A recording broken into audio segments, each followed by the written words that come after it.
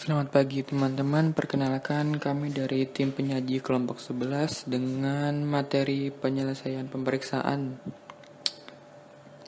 Anggota kelompoknya yang pertama ada Rian Gosir Swanda NIM 2018-029, lalu Muhammad Rifki Torikul Putra NIM 2018-032, lalu Dafa Ataya Bakits NIM 2018-044. Pengumpulan bahan bukti akhir. Menurut Alvin A. Arens, Randall J. Elder, Mark S. Basley tahun 2015, bukti audit ialah segala informasi yang digunakan oleh auditor untuk menentukan apakah informasi yang diaudit dinyatakan benar sesuai dengan kriteria yang ditetapkan. Namun, menurut Mulyadi, definisi audit ialah sebagai segala informasi yang mendukung angka-angka informasi lain yang disajikan dalam laporan keuangan, yang dimana dapat digunakan oleh auditor tersebut sebagai dasar untuk menyatakan pendapatnya. Bukti audit yang mendukung laporan keuangan ada beberapa faktor, yaitu data akuntansi dan segala informasi penguat yang tersedia bagi auditor. Jenis-jenis bukti audit. Yang pertama ialah ada pemeriksaan fisik, lalu yang kedua ada konfirmasi, lalu dokumentasi, yang keempat prosedur analitis, yang kelima tanya jawab dengan klien, yang keenam yaitu recheck atau penghitungan ulang, lalu yang ketujuh ada pengerjaan ulang, dan yang terakhir ialah pengamatan. Selanjutnya bukti audit. Bukti audit ialah di mana sang auditor tersebut menentukan bahwa komponen yang dilaporkan dalam laporan keuangan telah disajikan dengan wajar. Contohnya ialah kesaksian secara langsung, secara lisan pihak yang diaudit atau klien. Lalu komunikasi tertulis dengan pihak eksternal. Lalu ada observasi oleh auditor tersebut. Dan yang terakhir ialah data elektronik dan data lain tentang transaksi yang mendukung. Pengumpulan bahan bukti akhir. Auditor mempunyai tanggung jawab akumulasi akhir yang dapat diterapkan untuk seluruh siklus. Pengumpulan bukti akhir dapat dilakukan melalui 5 jenis berikut, diantaranya 1. Melakukan prosedur analitis akhir. SA 520.6 menyatakan auditor harus merancang dan melaksanakan prosedur analitis mendekati akhir audit yang membantu auditor ketika membentuk kesimpulan keseluruhan tentang apakah laporan keuangan telah disajikan konsisten dengan pemahaman auditor atas entitas. Hal ini dimaksudkan untuk menguatkan kesimpulan yang dibuat selama audit laporan keuangan yang membantu auditor membentuk kesimpulan yang layak sebagai dasar opini auditor. Dalam kondisi SA 315 mengharuskan auditor untuk mengubah risiko kesalahan penyajian material dan memodifikasi prosedur audit yang telah direncanakan lebih lanjut sesuai dengan risiko tersebut. Pada umumnya membaca laporan keuangan termasuk catatan kaki dan mempertimbangkan kecukupan dari bukti yang dikumpulkan mengenai saldo akun yang tidak biasa atau tidak diharapkan atau hubungan yang tidak teridentifikasi selama perencanaan atau ketika melaksanakan audit. B. Saldo akun yang tidak biasa atau tidak diharapkan atau hubungannya yang sebelumnya tidak teridentifikasi. 2. Mengevaluasi asumsi kelangsungan usaha.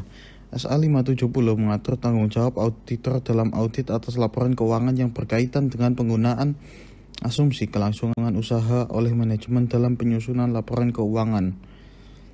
Hal ini juga didukung oleh PSAK nomor 1 revisi 2009 penyajian laporan keuangan yang mensyaratkan manajemen untuk membuat suatu penilaian atas kemampuan entitas dalam mempertahankan usahanya. Terdapat pertimbangan yang relevan atas penilaian manajemen atas kelangsungan usahanya sebagai berikut. A. Tingkat ketidakpastian yang berkaitan dengan hasil suatu peristiwa atau kondisi meningkatkan secara signifikan hasil yang terjadi. B. Ukuran dan kompleksitas entitas, sifat dan kondisi biasanya serta tingkat keterpengaruhannya oleh faktor eksternal mempengaruhi pertimbangan tentang hasil peristiwa atau kondisi. C. Setiap pertimbangan tentang masa depan didasarkan dan atas informasi yang tersedia ketika pertimbangan dilakukan. peristiwa sesudah tanggal pelaporan dapat menghasilkan keluaran yang konsisten dengan pertimbangan yang wajar ketika mempertimbangkan tersebut. 3. Memperoleh surat representasi manajemen. SA 580.9 auditor harus meminta representasi tertulis dari manajemen yang memiliki tanggung jawab yang semestinya atas laporan keuangan dan pengetahuan atas hal-hal yang dianggap penting. SAS 85 AU33 mengharuskan auditor untuk memperoleh surat representasi yang mendokumentasikan representasi lisan yang paling penting selama audit. 3 tujuan utama surat representasi klien adalah 1. Untuk menekankan kepada manajemen tanggung jawabnya atas asersi dalam laporan keuangan. 2. Untuk mengingatkan manajemen potensi salah saji atau penghapusan dalam laporan keuangan. 3. Untuk mendokumentasikan respon dari manajemen untuk mengajukan pertanyaan mengenai berbagai aspek dari audit. 4. Mempertimbangkan informasi yang menyertai laporan keuangan dasar. Informasi yang menyertai pada halaman X sampai Y disajikan sebagai analisis tambahan dan bukan bagian penting dalam laporan keuangan dasar. Informasi ini ditujukan untuk memenuhi prosedur audit yang diterapkan pada audit laporan keuangan dasar dan dalam opini kami disajikan dengan wajar dalam segala hal yang sifatnya material sehubungan dengan laporan keuangan dasar secara keseluruhan. 5. Membaca informasi lain dalam laporan tahunan. Auditor harus membandingkan informasi tersebut dengan laporan keuangan untuk memastikan bahwa data tersebut sama. Auditor harus mendapatkan bukti tentang A. Adanya suatu kondisi, situasi atau sejumlah keadaan yang mengindikasikan ketidakpastian tentang kemungkinan kerugian terhadap perusahaan yang tuntutan hukum, klaim, atau keputusan pengadilan. B. Periode terjadinya penyebab tindakan hukum. C. Tingkat kemungkinan terjadinya hasil yang tidak menguntungkan. D. Jumlah atau perkiraan kerugian potensial. Berhubung dengan tuntutan hukum, klaim, dan keputusan pengadilan berada dalam pengetahuan langsung manajemen, maka manajemen merupakan sumber informasi dalam hal ini. Oleh karena itu, auditor harus A. Mengajukan pertanyaan dan mendiskusikan dengan manajemen tentang cara untuk mengidentifikasi tuntutan hukum, klaim, dan keputusan pengadilan. B. Mendapatkan deskripsi dan evaluasi dari manajemen tentang tuntutan hukum, klaim, dan keputusan pengadilan yang ada pada tanggal neraca. C. Mendapatkan jaminan dari manajemen mengenai keberadaan klaim yang belum ada keputusannya. Komunikasi dengan komite audit dan manajemen.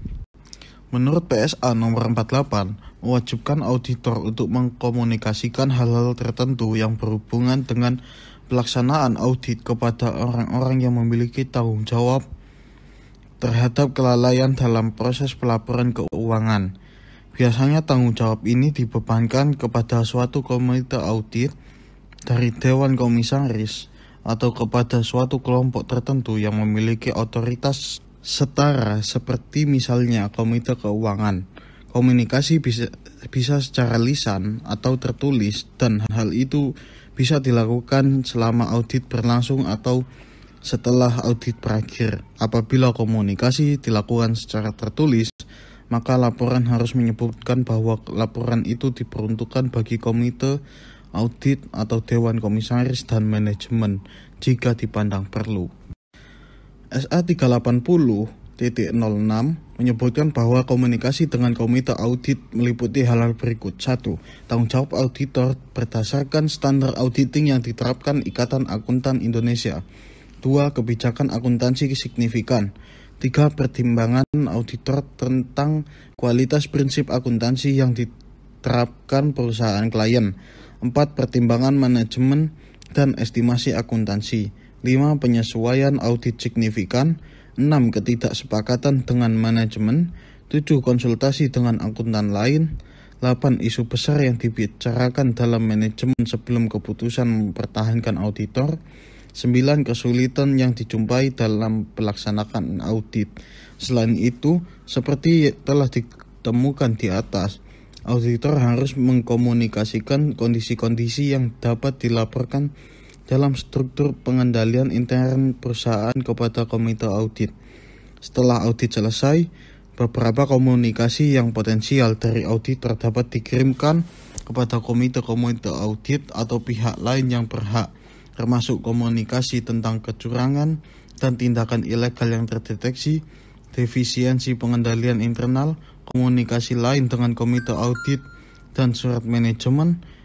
3. Komunikasi yang pertama diwajibkan oleh standar auditing untuk memastikan bahwa pihak yang berhak, yang seringkali adalah komite audit dan manajemen senior, diberi informasi temuan audit dan rekomendasi auditor. Item keempat, surat manajemen seringkali dikomunikasikan kepada manajemen operasi. SAS 99 dan SAS 54 mengharuskan auditor untuk mengkomunikasikan semua kecurangan dan tindakan ilegal kepada komite audit atau kelompok yang ditunjuk tanpa memandang materialitas. Tujuannya adalah untuk membantu komite audit dalam melaksanakan perannya sebagai pengawas atas laporan keuangan yang dapat diandalkan. SAS 114 mengharuskan auditor untuk mengkomunikasikan informasi tambahan tertentu yang diperoleh selama audit kepada pihak yang berhak, yang umumnya adalah komite audit. Tujuan dari komunikasi yang diwajibkan ini adalah untuk mempertahankan komite audit atau pihak yang berhak tetap memperoleh informasi yang relevan dan signifikan guna mengawasi proses pelaporan keuangan serta menyediakan kesempatan bagi komite audit untuk mengkomunikasikan persoalan penting kepada auditor. Ada 4 tujuan utama dari komunikasi yang diwajibkan ini. 1. Untuk mengkomunikasikan tanggung jawab auditor dalam audit atas laporan keuangan. Komunikasi ini meliputi diskusi dengan auditor bahwa audit atas laporan keuangan dirancang untuk memperoleh asuransi yang masuk akal dan bukan absolut mengenai salah saji material dalam laporan keuangan, serta mengindikasikan bahwa auditor tidak memberikan pendapat tentang keefektifan pengendalian internal di samping keterbatasan lainnya dari audit laporan keuangan. 2. Untuk menyediakan tinjauan mengenai lingkup dan penetapan waktu audit. 3. Untuk menyediakan pihak yang berhak temuan yang signifikan yang diperoleh selama audit. 4. Untuk memperoleh informasi yang relevan tentang audit dari pihak yang berhak atau yang terlibat dalam tata kelola. Yang selanjutnya yaitu laporan pemeriksaan. Menurut Wahyudi, pada tahun 2016, laporan audit atau laporan pemeriksaan adalah suatu media yang dipakai oleh auditor dalam berkomunikasi dengan masyarakat lingkungannya. Dalam laporan tersebut, auditor menyatakan pendapatnya mengenai kewajaran laporan keuangan hasil audit. Laporan hasil audit merupakan salah satu tahap paling penting dan akhir dari suatu pekerjaan audit, sehingga dalam setiap tahap audit akan selalu terdapat dampak psikologis bagi auditor maupun audit. Dampak psikologis dalam tahapan persiapan audit dan pelaksanaan audit dapat ditanggulangi pada waktu berlangsungnya audit. Tetapi dampak psikologis dari laporan hasil audit penanggulangannya akan lebih sulit karena yang pertama yaitu waktu audit sudah selesai, yang kedua laporan merupakan salah satu bentuk komunikasi tertulis formal sehingga auditor tidak dapat mengetahui reaksi auditor secara langsung. Dan yang ketiga yaitu laporan telah didistribusikan kepada berbagai pihak sehingga semakin banyak pihak yang terlibat. Pelaporan merupakan tahap akhir dari keseluruhan proses audit berupa media yang digunakan oleh APIP untuk mengkomunikasikan hasil audit, review, pemantauan, dan evaluasi serta pengawasan lainnya kepada pimpinan organisasi, unit-unit kerja, serta pihak lain yang berkepentingan untuk meningkatkan kinerja organisasi. Menurut BPKP pada tahun 2010, BPKP juga mendefinisikan bahwa laporan hasil audit adalah sarana mengkomunikasikan hasil audit kepada pemakai laporan secara tertulis. Para pemakai laporan mengharapkan informasi yang akurat dan objektif yang akan digunakan dalam melaksanakan fungsi di bidangnya masing-masing. Laporan hasil audit menurut modul BPKP yang berjudul Laporan Penulisan Hasil Audit pada tahun 2010 berfungsi sebagai yang pertama, media komunikasi APIP menyampaikan informasi kepada pihak-pihak yang berkepentingan. Yang kedua, dokumen untuk mempertanggungjawabkan pelaksanaan kegiatan pengawasan yang telah dilaksanakan oleh APIP. Yang ketiga, alat bukti atau dasar pelaksanaan tindak lanjut. Yang keempat, media menyampaikan rekomendasi. Dan yang kelima, menghindari kesalahpahaman maupun kesalahan tafsir. BPKP pada tahun 2010 menyatakan dalam modul yang berjudul Laporan Hasil Penulisan Audit, menyatakan bahwa ada 8 karakteristik standar kualitas yang harus dipenuhi sebuah laporan. Yang pertama, langsung. Pembaca laporan menghendaki hasil pengawasan yang terus terang dan faktual. Yang kedua, ringkasan. Laporan ringkas yang berkualitas dihasilkan dari pembatasan detail, pemilihan masalah yang signifikan, serta pengiktisaran data pendukung. Yang ketiga, tepat. Laporan berkualitas harus tepat isi, tepat waktu, tepat saji, dan tepat alamat. Yang keempat, meyakinkan. Laporan harus menyajikan informasi yang jelas supaya pembaca tertarik membacanya sebelum mereka terdorong untuk melaksanakan tindak lanjut. Yang kelima, membangun. Laporan yang konstruktif menyajikan sebab dari suatu permasalahan, menyampaikan aspek positif dan negatif secara seimbang, serta menghargai tindakan manajemen. Yang keenam, orientasi. Laporan yang efektif menekankan pada hasil. Yang ketujuh, menarik. Laporan yang menarik memuat ringkasan, menggunakan format yang profesional, serta menggunakan judul yang jelas untuk setiap bagian. Dan yang kedelapan, tepat waktu. Laporan disajikan tepat waktu. Laporan hasil pemeriksaan harus didistribusikan tepat waktu kepada pihak yang berkepentingan sesuai dengan ketentuan peraturan perundang-undangan.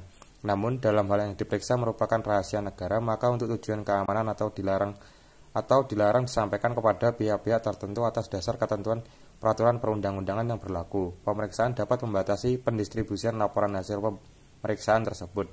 Dengan demikian, pelaporan merupakan hasil akhir dari audit yang merupakan media untuk menyampaikan hasil audit menurut SPKN pada tahun 2017. Sekian presentasi yang dapat kami sampaikan mengenai penyelesaian pemeriksaan. Jika ada kurangnya kami mohon maaf. Terima kasih atas perhatiannya. Wassalamualaikum warahmatullahi wabarakatuh.